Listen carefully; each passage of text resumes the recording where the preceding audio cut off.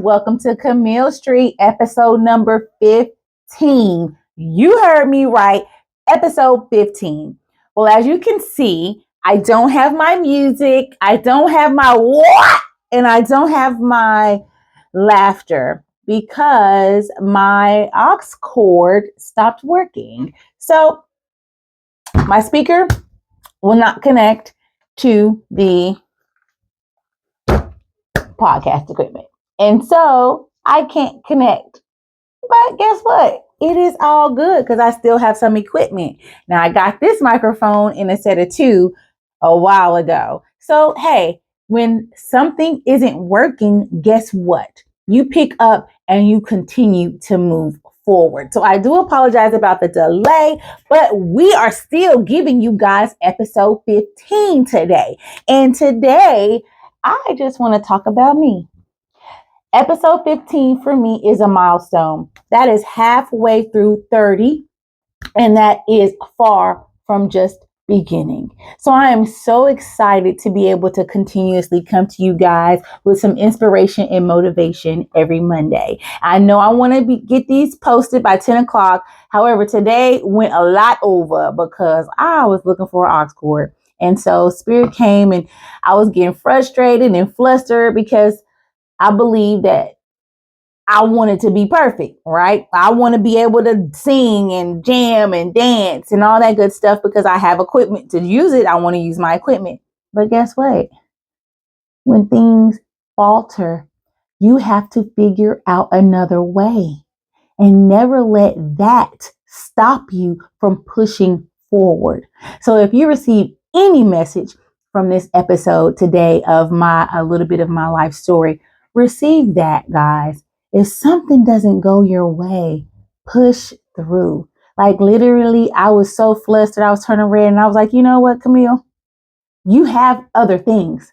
Use it. And started laughing at myself. Like, instead of me looking for aux cords, because I know I don't have anymore, instead of me getting flustered, instead of me going through all of those emotions, I should have just moved on with my solution, my other mic, right?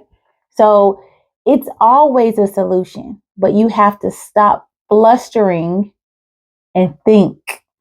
Okay. And that is a message in itself, baby. What? Because yeah, I was so flustered and so just, instead of thinking and creating a solution. So you already know it's a full moon tonight. And hey, they say that Scorpio is in Pisces and Scorpio, the full moon is in Scorpio. My bad, y'all. I'm all discombobulated. But the full moon is in Scorpio and that brings past traumas to the head, right? And so my past trauma was perfection. I wanted everything to be right. Everything needs to be right in its place. Wrong. And so that I realized was unhealed. And I was able to literally see it in the moment of preparing to record episode 15. So let's get into it. You guys, I have just been going and growing. And I just want you all to know, literally, I am a walking miracle. I'm unsure if you guys saw my video yesterday, but I am a walking miracle. My mother, father, sister, and brother, older sister and brother, were in a very horrific car accident when my mother was 6 months pregnant with me. And they went over a cliff 150 feet and they actually made the front page news. They had to jaw and get my dad out and get my mom out, my brother and sister, and how God works. Everyone was fine. They took my mother to the doctor. She had broke both of her both of her eye sockets and both of her clavicles. Okay, so she broke both her clavicles and both her eye sockets because she hit the steering wheel because she was driving. So they took her to the hospital. Of course, they had to do x-rays and they actually did an MRI. Well, in those days, of course, we already know the radiation is super, super duper high. So the doctors told my mother that 9 times out of 10, if she kept me, that I would be deformed or I would be severely retarded or I may not even make it. And so, of course, everybody prayed. And my father was like, no way.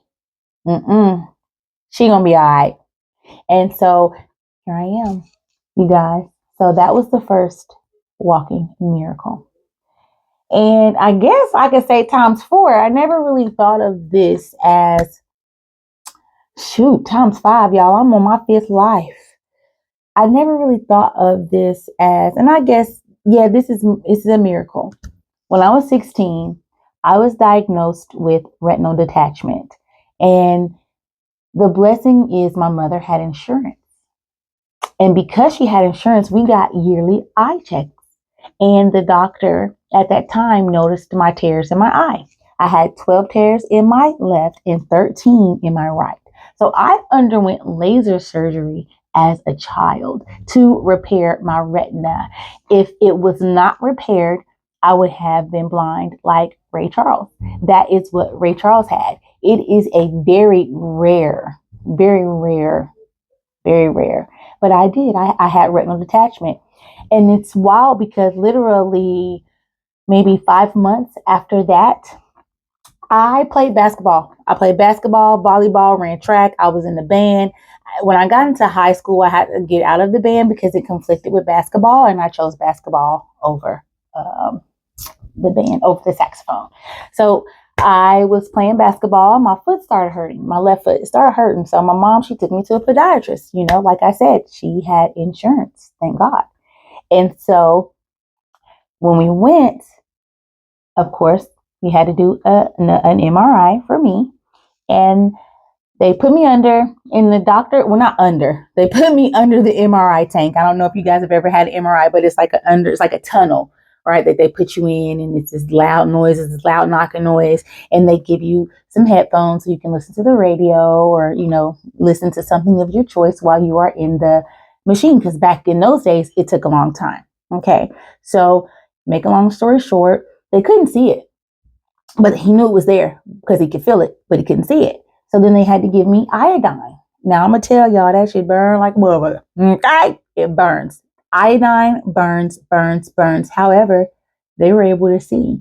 I had a mass that was this large. This large, you guys. Just imagine something this large. It looked like a freaking big old bean in my foot. So had to get surgery. Luckily, it was in and out. So that was my second surgery. Luckily, it was in and out, right? So I went in that morning. My mother and my brother came and got me that night.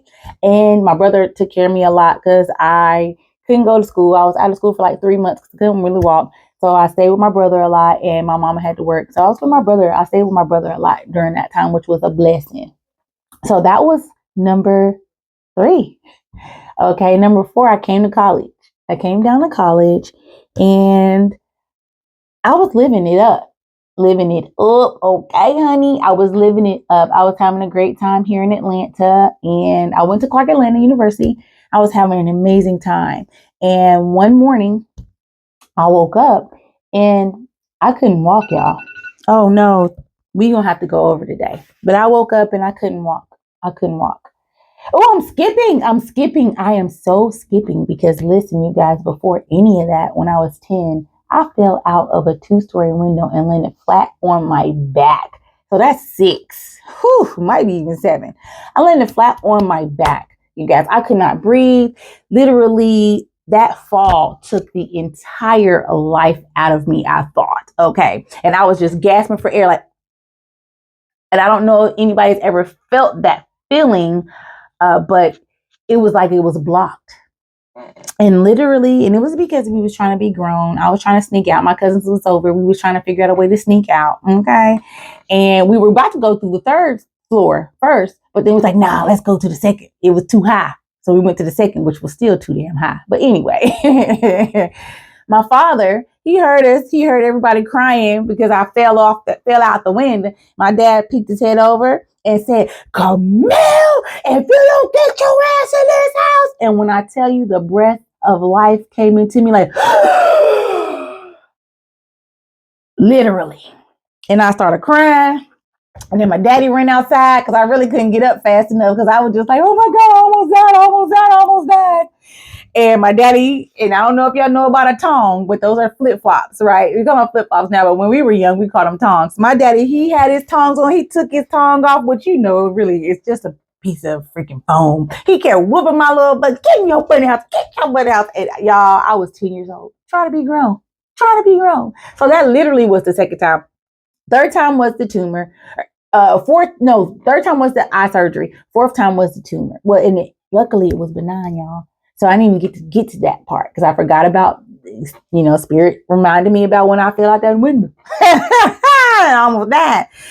And the tumor, it was benign, you guys.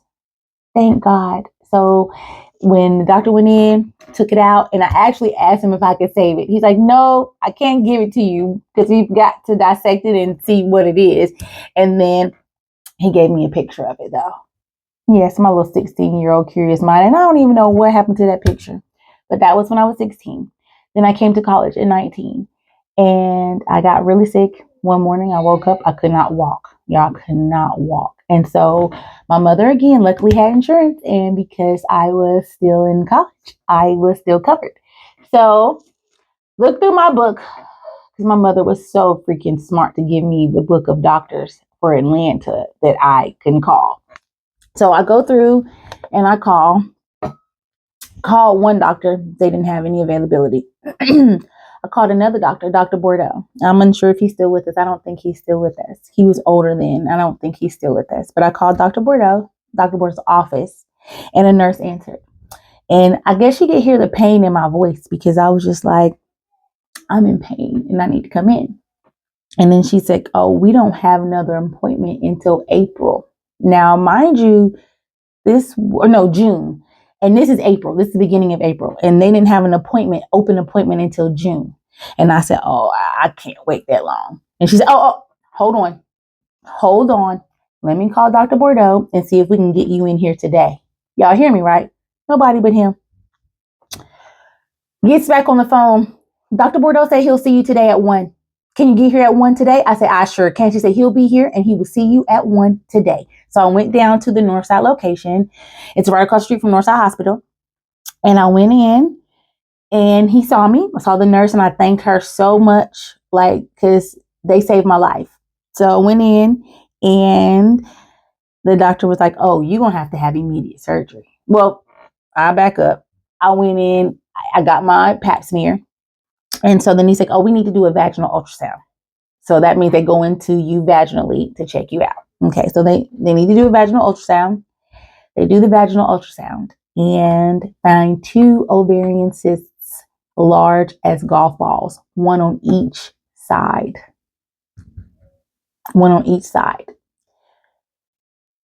They go and he's like, we've got to admit you to the hospital now. Now, I'm not even knowing the severity. Not knowing anything until after surgery. So go to the hospital, admit to the hospital, and then we go in, and then Dr. Bordeaux comes, and they rush me at 6 a.m. First, the surgery was supposed to be at 9. And then they come in at 3 o'clock in the morning. We need to get you an enema. We need to get you cleaned up. Dr. Bordeaux rushed your surgery up. So they rushed my surgery up from 9 to 6. So then 6 a.m., my mom and sisters are not there still because they're on their way. I didn't even tell y'all that. He called my mom and my sister. Told them too. So, well, my mama first. And then, of course, she called my sisters. And they rode at dawn. Like, literally was out. They were there when I woke up. So, make a long story short, my auntie Debbie came. And she was there with me. And they took me back. They did the surgery. It was a laparoscopic surgery.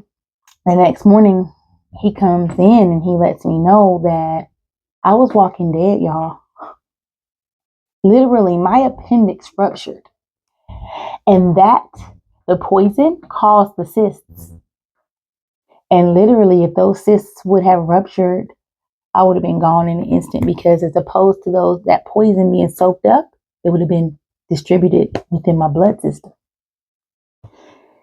So that was number 5. And then, number 5. And so then number 6, I have a blood condition, you guys, and my platelets were like 17. And I don't know if you guys know, but you need your platelets or you will bleed to death. So my platelets were like 17, and they rushed me to the hospital. They pumped me full of blood, or not blood at that time. They pumped me full of steroids, and they pumped me full of fluids, and they gave me platelets. They pumped me full of platelets. And so I was fine then. I was in the hospital for 4 days then. And then number 7 was a couple years ago, you guys. A lot of women don't know, but when we have, or when we ovulate, it causes a cyst, small cyst, but it's a pocket of eggs. It's our eggs. They release normally. Well, like I said, my system ain't working down there. So I don't know if y'all know, but I don't have any kids. I'm unsure if I can have kids. One is working, one ain't. Okay, so I need to get a man who is strong. That's what the doctor told me. She said he gotta have some strong ones. But anyway, I digress. So make a long story short, a couple years ago, y'all, one of the pockets from the eggs, it did not bust like it normally should. It actually swelled and it caused a cyst. And then guess what? That ruptured. And I was bleeding. I was in so much pain. And the hospital, Piedmont Rockdale, oh, they were shitty. They were about to discharge me with Tylenol. And I'm like, something is wrong. Something is wrong. And they did not take my urine. So make a long story short, they did, and then immediately admitted me and told me I had probably lost about 4 liters of blood. So thank God I did not have to get a transfusion, but they did immediately give me steroids and fluids. I did not have to get any platelets or anything like that, thank God. But I was in the hospital for 3 days then. So, and that was a couple years ago. So you guys just know, like, when you are going through something, if you still have life, it is a blessing. If you are still capable of walking, talking, seeing 5 or 10 fingers or 4 fingers and 2 thumbs and toes, and just, if you are blessed, please stop complaining. Your life could have been so much different. Mine too. But I'm thankful that I'm here today with each and every one of you. I'm about to start crying, so I'm going to end it because I have been through so much, and God has continuously, the source, me, the light in me has continuously pushed me through. Even tonight, I was actually tempted to say, you know what, and give y'all a message. Like, I can't do it tonight. I don't have my equipment. Wrong. I can do anything as long as I put my mind to it. And thank you, Curtis L. Hale, for instilling that in me. And that's my daddy, if y'all don't know. But you guys, just know you have God in you. And you can always push through, regardless of what you are going through. But you have to use this and believe and hear. And you will see it right in front of you. You guys get inspired. Share your story. I'll be a little bit more vulnerable in the future because it's a little bit more to the story of my 19-year-old days. So, just know everything happens for a reason, and just never, ever, ever give up on yourself. Never beat yourself up, and continue to glow and grow. Y'all get inspired, and thank you so much for coming to episode 15 of Camille Street. I pray you made it to the end. I know it's kind of long. It's really long. It's probably like 20-some minutes. So I pray you make it to the end. And if not, it is okay. Thank you so much for your support. And I just pray that you continuously know, if you are here, you are smiling, and you are breathing, you are blessed. Get inspired.